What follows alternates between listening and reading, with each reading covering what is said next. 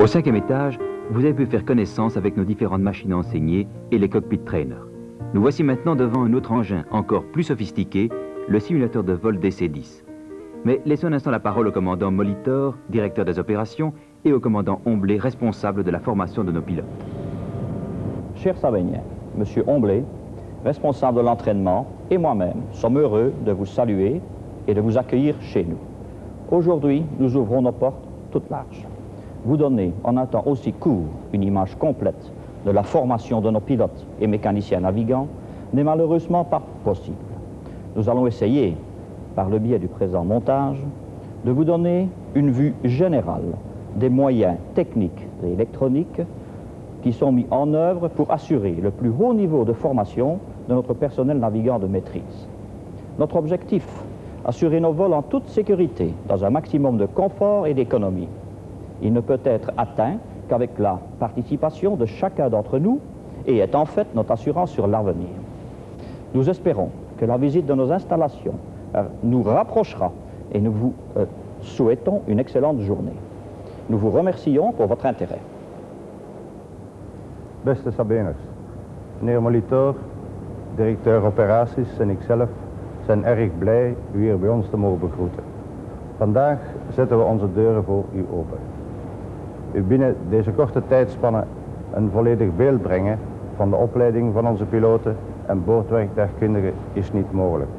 Maar we zullen trachten u aan de hand van de nu volgende beeldmontage een overzicht te geven van de technische en elektronische middelen waarover we beschikken en die worden aangewend om de vorming van ons vliegend cockpitpersoneel tot het hoogste niveau te brengen. Onze doelstelling, een veilige, comfortabele en economische vluchtoperatie, kunnen we slechts bereiken met de medewerking van ieder en is tevens onze verzekering voor de toekomst. We hopen dat uw bezoek aan onze installatie ons wat dichter bij elkaar bracht en wensen u nog een prettige dag toe. We danken u van harte voor uw belangstelling. On n'apprend pas à piloter comme on apprend à conduire une voiture. Le risque serait vraiment trop grand. De plus, l'utilisation du matériel et les heures de vol coûtent extrêmement cher. Il faut donc trouver des solutions plus économiques. Nous avons peu de moyens, mais nous sommes créatifs. Nombreux sont les compagnies qui jalousent notre inventivité technologique. Par exemple, ce sont des Sabéniens qui ont créé et programmé les images ordinateurs qui reproduisent dans le simulateur la réalité avec une telle précision. Mais même, l'utilisation d'un simulateur est très chère. Qu'à cela ne tienne, les techniciens et ingénieurs de la Sabena ont inventé et construit les cockpit trainers. Une réplique fidèle, un équipement extrêmement efficace et économique, souvent vendu à l'étranger. D'autres compagnies nous confient la formation et le recyclage de leurs pilotes en raison du haut niveau et de la qualité de programme et des instructeurs, parmi les meilleurs au monde. Cela aussi fait partie du savoir-faire de la Sabena et nous pouvons en être fiers. Et nos candidats pilotes d'aujourd'hui prolongeront demain la réputation exceptionnelle du personnel navigant de maîtrise. Réputation basée sur une compétence et une qualification professionnelle hors du commun. L'équipement audiovisuel, nos CPT et nos simulateurs de vol sont les garants autant de cette compétence que du niveau de sécurité, de confort et finalement du plaisir de voler. Dans un premier stade, le candidat pilote peut se familiariser avec les différents organes et systèmes de l'avion, aussi bien qu'avec les phases successives d'une approche d'aéroport. Toutes les situations difficiles sont étudiées en détail et à l'aise. Ce système visuel est à la fois efficace et très économique. Il ne procure cependant qu'une connaissance théorique. Dans le cockpit trainer, l'entraînement poussé et les nombreuses répétitions feront que chaque geste, chaque réaction des candidats pilotes deviendra un réflexe automatique. L'élève pilote peut immédiatement visualiser sur panneau lumineux les effets de toutes ces manœuvres dans le cockpit. Et ainsi, plus tard, tous les membres de l'équipage seront parfaitement habitués à réagir efficacement, calmement à toutes les situations.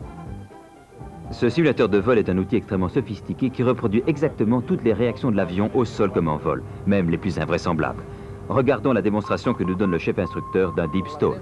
On va ignorer la première alarme à laquelle devrait réagir l'équipage et on va continuer jusqu'à la perte de sustentation complète, appelée communément deep stall. On y arrive, tout doucement. Dans un instant, voilà le stick shaker, tel qu'on l'appelle. C'est ici que normalement l'équipage devrait réagir. On poursuit en ignorant l'alarme. L'avion commence à vibrer très fort, mais reste encore pratiquement contrôlable en profondeur. La vitesse continue à diminuer, mais reste contrôlable. Il y a encore moyen de le faire tirer dedans. On est à 120 nœuds, 40 degrés nose-up, 100 nœuds. On n'a pratiquement plus de vitesse et il va commencer à dégringoler. Il est maintenant incontrôlable, on va se décider à en sortir. On ouvre les gaz à fond, on reprend une attitude de sortie et on attend la sortie, c'est-à-dire une vitesse de l'ordre de 240 nœuds. Je suis à 200, rien ne se passe encore. Voilà, les choses se calment. 240 nœuds et 4000 pieds. On a perdu 2000 pieds dans l'aventure. Exercice terminé. Le simulateur de vol est d'une souplesse extraordinaire. Faisons par exemple plus ample connaissance avec l'aéroport d'Athènes ou celui de Bruxelles.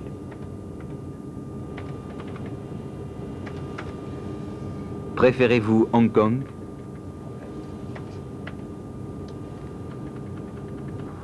Vue d'en haut? Voilà. Plus bas?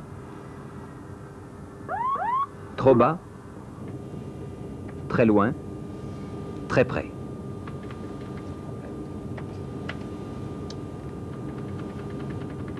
Simulons maintenant diverses conditions de visibilité.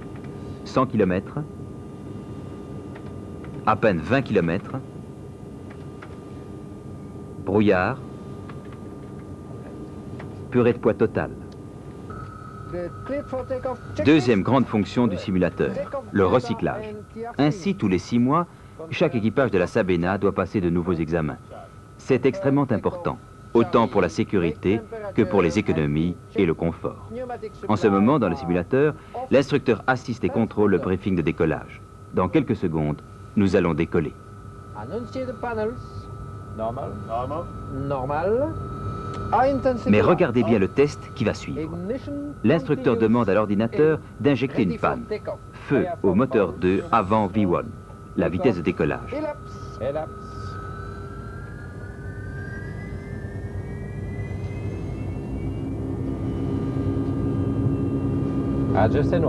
Nous savons ce qui va se passer. L'équipage l'ignore encore. Comment va-t-il réagir? Just it. 80 knots. Checked.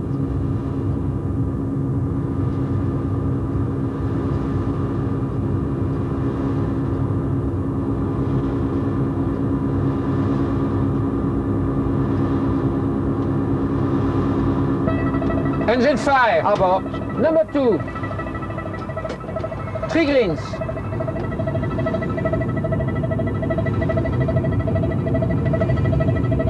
knots. 60 knots. Ground speed 30 knots. Out of reverse. 20 knots. Okay, all the aircraft and advise ATC. Confirm fire on number 2. Cabin attendant, attention, prepare evacuation by both sides of the aircraft.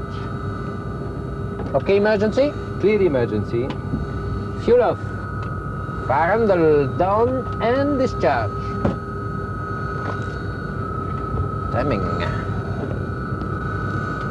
Engine fire on first tap. Tap 0, left hand. Checked. Airplane on the ground, park brake set. Set. Cabin crew, ATC, ground crew, informed. Just from Sabena, 499, we are starting the evacuation now. That's all possibilities. Out flow valve is open, emergency power on. Emergency light on. On. Spoilers retract. Fuel levels off. Still burning more than 30 seconds after second shot. Engine fire handles done. And discharge.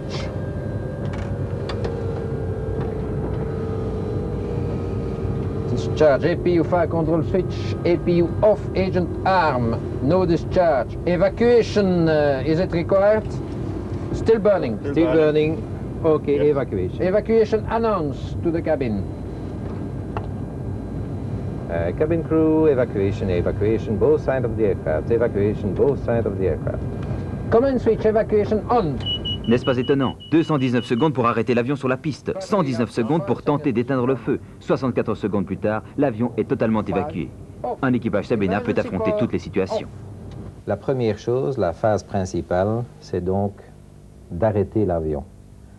Pour ce fait, nous avons 3 moyens. Nous devons d'abord arrêter la poussée des moteurs. Le deuxième, ce sont les freins aux pieds. Nous avons les freins aérodynamiques et les inverseurs de poussée. L'avion étant maintenant arrêté, la deuxième phase est d'éteindre le feu. Pour ce faire, nous coupons le moteur et nous envoyons dans ce moteur en feu une bonbonne de gaz. Nous avons maintenant 30 secondes pour voir l'effet de ce gaz sur le feu moteur. Pendant ce temps, le commandant et le mécanicien vont faire ce qu'on appelle la checklist, vérifier que les points importants ont été faits correctement. Les 30 secondes se sont maintenant écoulées, le feu persiste toujours, nous allons décharger la deuxième bonbonne. Nous avons également demandé à la tour l'assistance des pompiers de l'aérodrome et nous avons averti le personnel de cabine de la possibilité d'une évacuation de l'appareil. Maintenant, les 30 secondes étant écoulées et le feu persistant toujours, le commandant va ordonner l'évacuation de l'avion par les moyens du bord. L'enseignement audiovisuel est utilisé pour étudier les instruments et leurs fonctions. Il l'est également pour apprendre à connaître par le détail les différents aéroports et les conditions spécifiques d'atterrissage. Par exemple, celui très encombré de Kennedy Airport à New York. À moins que nous ne choisissions celui d'Athènes. Ici, en fonction des conditions météo, il s'agira d'atterrir sur la piste 15L ou 33R. Nous avons reçu la piste 15 gauche pour l'atterrissage à Athènes, mais nous avons une restriction, nous ne pouvons pas survoler la ville. Le radar va nous positionner dans la baie d'Athènes, et lorsque nous aurons la piste en vue, nous allons manœuvrer de telle façon à longer la baie et nous aligner en finale de la piste 15. Nous serons à ce moment à peu près à 1000 pieds d'altitude et nous serons bien alignés sur la piste et nous serons aidés par un indicateur visuel d'angle de pente.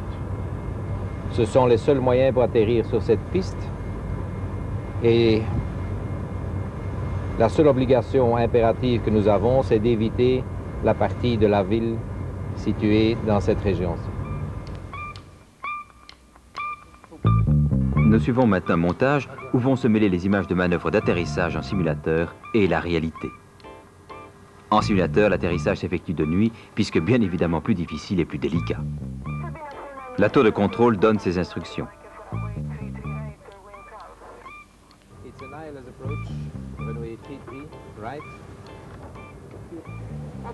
Dernier examen de la carte et l'approche choisie.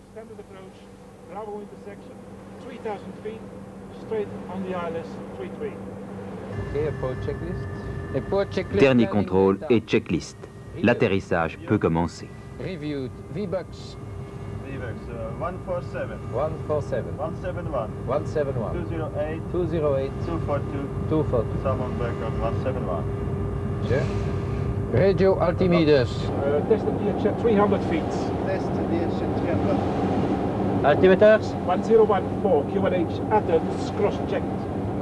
Cette phase de la descente se fait sur un altimètre barométrique.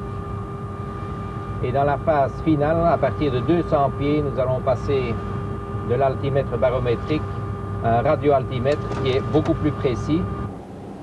Radios and flight instruments? Check that set except ILS, my station. Checked. TRCs and go around, hydraulic system motor checked and armed. Roger. TRCs in go around, hydraulic system checked and armed. Fuel panel 20. Report checklist is completed. Roger. Report checklist completed. Voyez à quel point les images du simulateur reproduisent fidèlement la réalité. À propos, même ces images électroniques sont créées et réalisées par des Sabéniens.